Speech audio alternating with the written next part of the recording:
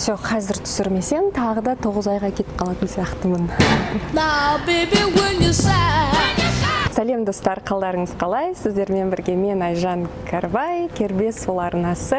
Мен әлі осындамын. Менің ішімде әлі сол креаторский рух әлі бар, ол дух әлі сөнген жоқ. Бұл арна әлі тірі. 9 айға кетіп қалдым, білем, 9 айдың ішінде тіпті бір баланы дүниеге алып келуге болады. Негізі мен солай жасадым. YouTube-та әлі айтпаған екен, бізде baby number 2, екінші баламыз дүниеге келді. Қыз, есімі Айсафи. Негізі мені Инстаграмда бақылап жүрген көрермендерім барлығын біледі. Егер де Инстаграмды білмесеңіздер, сол жерге де қосылып қойсаңыздар болады. Ол жерде менің өмірім туралы тезірек жаңалықтарды білесіздер. Қанша жерден Инстаграмды өте жиі пайдаланып, өте көп контент жасасам да, маған YouTube әрдайым ыстық болып тұрады. Сол себепті мен YouTube'ды әрдайым ойлап жүрем, сіздерді әрдайым ойлап жүрем. Не бастайым, не жаңартам деп жүргенше уже 9 ай өтіп кетіпті. Бұл 9 айдың ішінде қандай жаңалықтар болды, мен не істеп жүрмін, жалпы өмірлік апдейттермен сіздерді таныстырмақшымын. Өзімдегі жаңалықтарды сіздерге айтқым келіп отыр. Менің соңғы 3 видеомда мен негізі жүкті болғанмын. Былайша аннаунсмент жасап, сіздерге жаңалық қылып, оны айтқан жоқ. Негізі айту ойымда болған, бірақ шыны керек, осы жолы өзімнің жүктілігім туралы көпшілікке былай жария қылып, олай жасағым келмеді. Жай ғана өзімен өзім жүкті болып, жай ғана 1 наурыз күні біздің Айсафи есімді керемет қызымыз дүниеге келді. Бірақ екінші жүктілік туралы жалпы қалай болды, мен білем, көп қыздарға менің бірінші видеом өте қатты көмектескен екен. Босану жайында маған Инстаграмда қыздар жазған, сіздің босану видеоңызды көріп, маған өте қатты көмектесті деп. Соған қарағанда екінші видео туралы, екінші босану туралы мен жазғым келеді. Өйткені ол жердегі лайфхактар одан да күшті. Міндетті түрде жасайын. Бүкіл қалай жүктілік өтті, қалай жаңағы босану кезеңі болды, оның барлығына бөлек видео арнаймыз. Айсафиге арналған. Және де Айсафиді міндетті түрде сіздермен таныстырамын. Қазірде шүкір 7 ай болдық. 7-ші айда керемет сондай шекімді тура дәрменнің копиясы болып өсіп келе жатыр. Наурызда қызымыз босанғаннан кейін, тура 2 аптадан кейін мен тезірек Duolingo тестін тапсырып, Америкаға оқуға түсіп кеттім. Бұл екінші жаңалығымыз. Білесіздер, менің жолдасым Диас Жорабеков қазірде студенттерді сол болашақ бағдарламасымен шетелге түсуге дайындайды. Visa Travel Consulting деген компания ашқан болатын, жалпы визалар жасайды, ағылшын тілі жаңағы курстары бар, барлығы сонымен байланысты өзінің жұмыстары, проектлері бар. Менің бұрыннан бергі арманым болатын шетелде оқу, оның ішінде нақты Америкада оқу, осы америкалық оқу жүйесін көргім келген болатын. Соны Диас біле тұра маған айтты, давай сен тапсыр. Бала деген ол ешқандай да кедергі емес. Мен айтқан, мен енді ғана босанды, менің басымда миым қазір істемейді деген, ол барлығы отговорка. Давай тез дайындалып, Duolingo сен маған тапсырып бер, біз шетелдік сол америкалық университетке тапсырайық деп.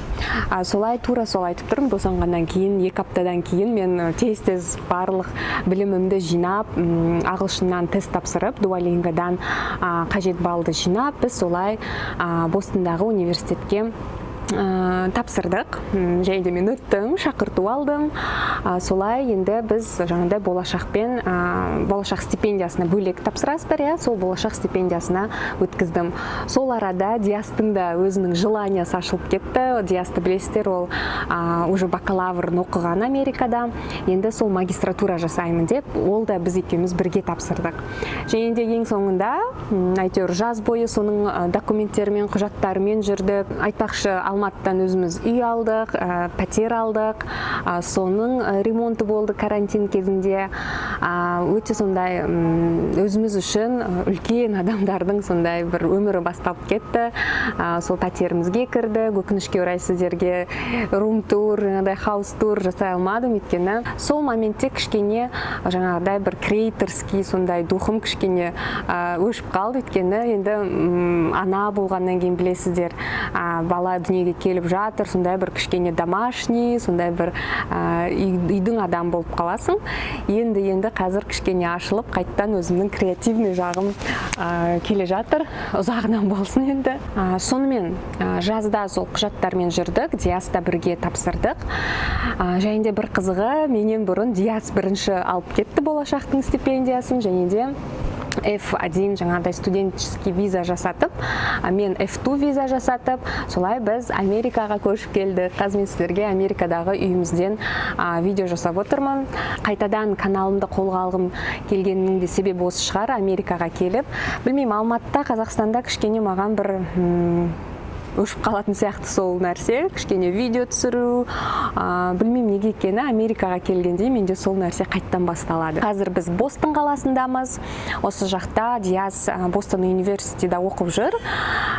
Менің стипендиям әлі шыққан жоқ. Маған болашақ бірден берген жоқ стипендия, әлі берген жоқ. Резервный жаңағыдай топқа кірдім мен. Менің жаңағыдай стипендиямды енді желтоқсан айында қарастырады. Қазір мен жай ғана F2 визамен, яғни dependent дейді, сол Диастың визасымен келдік. Келгенімізге бір айдай болды. Алдында жаңағыдай қыркүйек айында келдік. Бір айдың ішінде үй тауып, жаңағыдай машина алдып, өзіміз кішкене орныққанша осы бір ай болды. Енді сіздерге Америкадан видеолар жасайтын боламын. Америка влогтары қайттан келеді.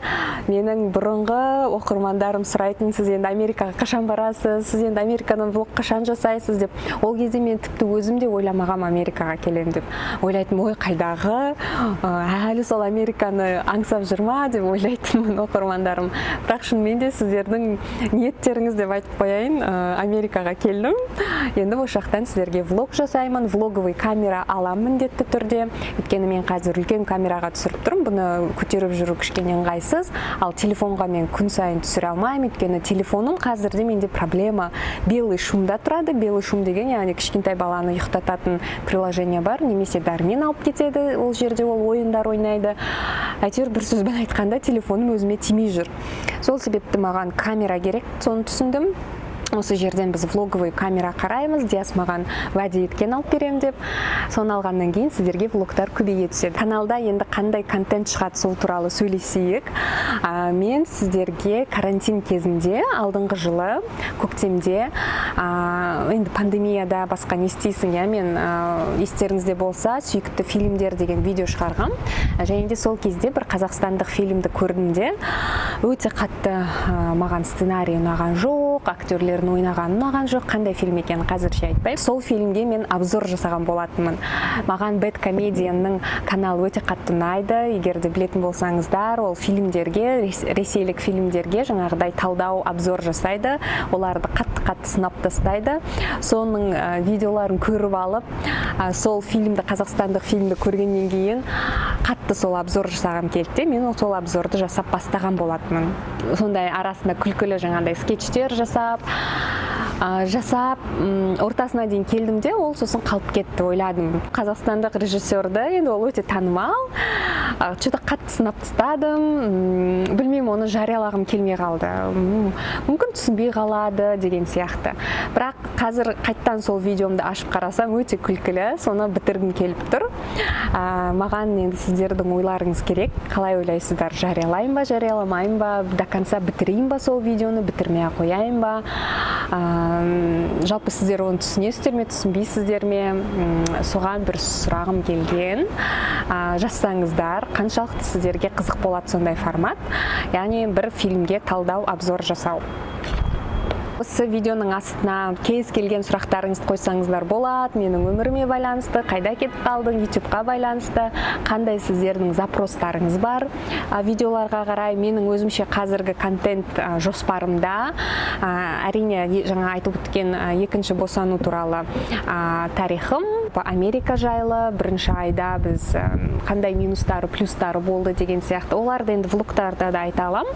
Одан кейін күтім жайлы, шаш күтімі жайлы, босанғаннан кейінгі қалыпқа келу жайлы, витаминдер жайлы, өйткені iHeart туралы да менен сұрайтын адамдар әлі көп. Home тур жасау, үйіміз жайлы, сондай видеоларды жасау ойымда бар, жоспарымда. Мүмкін сіздерге қызық болатын тағы да бір видеолар болса жазыңыздар. Инстаграмда маған жазып жатыр, балалардың мектебі туралы, балабақшасы туралы жазсаңыздар деп. Дәрмен бұл жерде 5 жаста қазір. 5 жастарға прикей дейді, яғни пресс-скулға барады. Ол садик пен нулевой сияқты садик пен мектептің арасындағы жас, кішкене сабақ оқиды, көбінесе ойын ойнайды. Оған әлі біз тіркелу процесінің үстіндеміз. Біраз жаңағыдай чекаптар жасау керек екен, жаңағыдай денсаулық бойынша документтер жинау керек екен.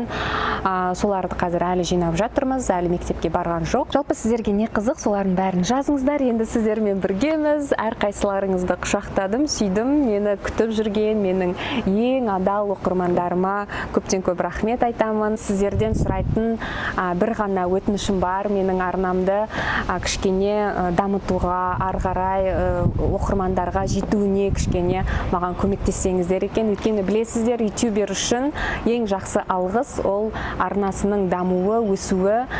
Дәл қазір осы менің видеомның скриншотын жасап, өздеріңіздің әлеуметтік желілеріңізде достарыңызға айтсаңыздар, менің сүйікті видеоблогерім, сіздер де жазылып қойыңыздар деген сияқты кішкене қолдау көрсетсеңіздер, өте қатты ризашылығымды білдіремін. Өйткені арнаға жаңа адамдар, жаңа көрермендер келген сайын бір шабыт пайда болады. Мен оның барлығын бекер жасап жүрген жоқ екенмін деген сияқты одан сайын шабыттанып, одан сайын күшті нәрсе жасауға тырысады. YouTube маған өзіме өте қатты жақын. Қанша жерден Инстаграм, әрине Инстаграмды жүргізу өте оңай ғой, бірақ қанша жерден басқа әлеуметтік желілер болса да, ютубта білмеймін, маған бір өзінше атмосферасы бар. Ютубтағы көрермендерім маған өте қатты ыстық, өте қатты жылы. Біз сіздермен бұрыннан 2011 жылдан бері келе жатырмыз. Уже 10 жылдан аса мені көретін оқырмандарым бар. Сол себепті сіздердің барлықтарыңызға үлкен рахмет айтамын. Менімен бірге өсіп келе жатқандарыңызға, менімен бірге дамып келе жатқандарыңызға барлығына да рахмет. Алда да бірге бола берейік. Прекрасный тост. Келесі видеода кездескенше.